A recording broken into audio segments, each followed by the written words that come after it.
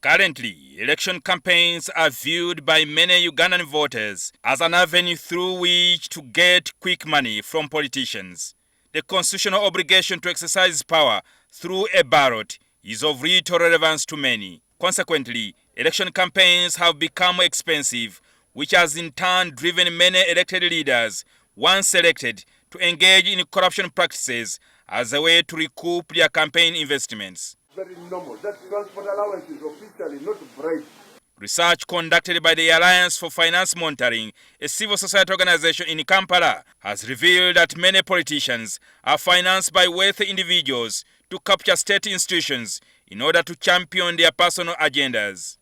You go to the village and you find someone has captured the village, someone has captured the parish, someone has captured the sub-county, someone has captured the district, or a group of them. And they have seized all the operations, and they're using this for self-enrichment.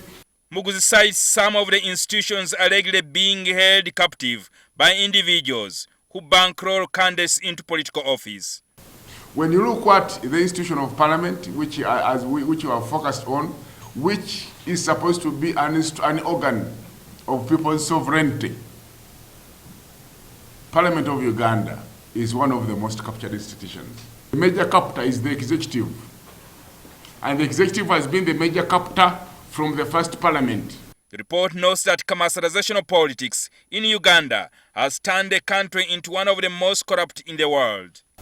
If people in a row of thousands demand for money from a candidate, just imagine what will happen in a town hall meeting, 100 people meeting their candidate.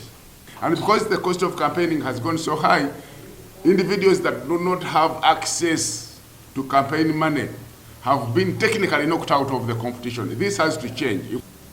Telling the electorate that you need to style up. Telling the candidates or the leaders that we need to style up and do the right things. The 2019 Global Corruption Perception Index revealed that in recent years, Uganda has lost about 14 trillion Uganda shillings through money laundering and corruption. According to the activists, this state of affairs has affected the youth's participation in politics. In the eyes of young people, when we see elections increasingly becoming commercialized,